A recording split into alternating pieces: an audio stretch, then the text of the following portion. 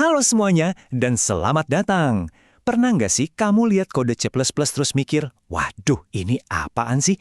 Tenang, kamu udah datang ke tempat yang tepat. Hari ini, kita bakal bedah tuntas program pertama kamu, baris demi baris, dan kita buat jadi gampang banget dipahami. Yuk kita mulai!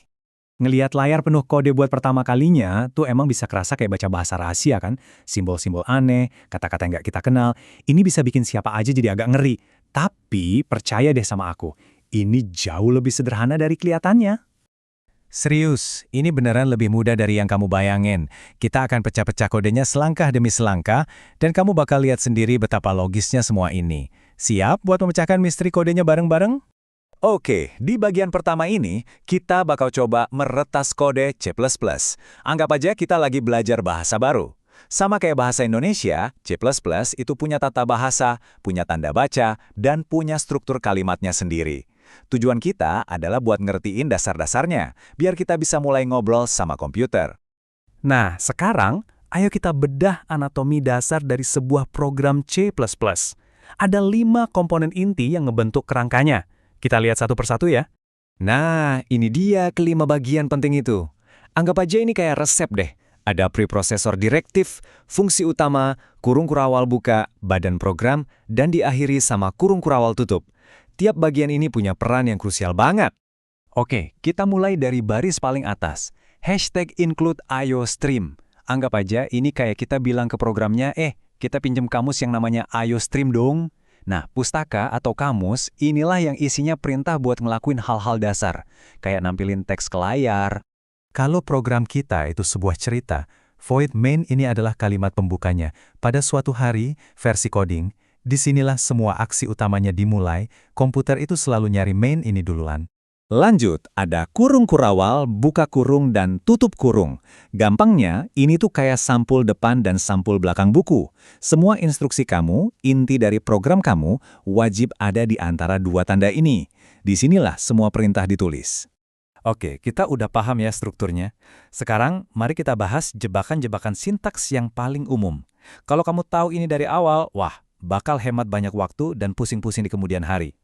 Jebakan pertama dan yang paling umum itu ini. Di C++, huruf besar dan huruf kecil itu dianggap karakter yang beda banget. Jadi, A besar itu nggak sama dengan A kecil. Ini penting banget buat diingat. Nah, slide ini nunjukin contohnya dengan jelas banget. Lihat kan? Nulis cout pakai huruf kapital semua, jadi COUT. Itu bakal bikin error. Kenapa? Soalnya komputer cuma kenal sama versi huruf kecilnya. Detail sekecil ini benar-benar nentuin di dunia coding. Sama persis kayak tulisan biasa, tanda baca di C++ itu krusial banget. Kalau kamu sampai lupa satu titik koma atau kurung kurawal, si compiler, program yang terjemahin kode kita, bakal jadi bingung. Hasilnya, program kamu nggak bakal jalan. Coba perhatiin baik-baik deh contoh yang salah. Lihat nggak apa yang hilang di akhir? Benar banget, titik koma. Lupa nambahin titik koma di akhir baris perintah itu salah satu kesalahan paling umum yang dilakuin pemula C++. Waktu kita ngoding, kita kan butuh tempat buat nyimpen informasi, misalnya angka atau teks. Nah, tempat ini kita sebut variabel. Dan pas kita bikin variabel, kita harus ngasih nama sesuai aturan. Ini aturan utamanya.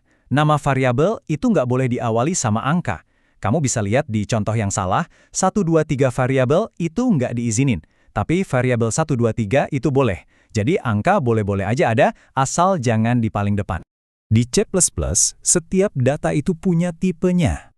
Ada tipe buat angka bulat, ada tipe buat teks, dan macam-macam lagi. Kamu nggak bisa coba nyimpan data teks di wadah yang emang dirancang cuma buat angka. Nah, di sini bedanya. Int number sama dengan 10 itu benar, karena int emang tita buat angka bulat. Tapi pas kamu taruh angka 10 di dalam tanda kutip, jadi 10, C++ ngelihatnya itu sebagai teks bukan angka. Dan ya jelas, kamu nggak bisa nyimpen teks di dalam variabel angka. Baik, ayo kita rangkum poin-poin kuncinya supaya kamu bisa mulai nulis kode dengan lebih percaya diri.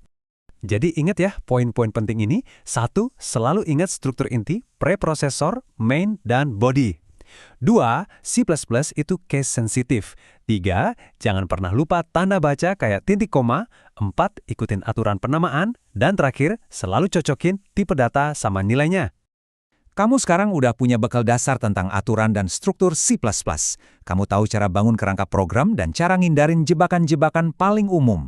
Jadi pertanyaannya bukan lagi bisa nggak ya, tapi apa yang bakal aku buat. Dunia coding ada di ujung jari kamu. Selamat mencoba!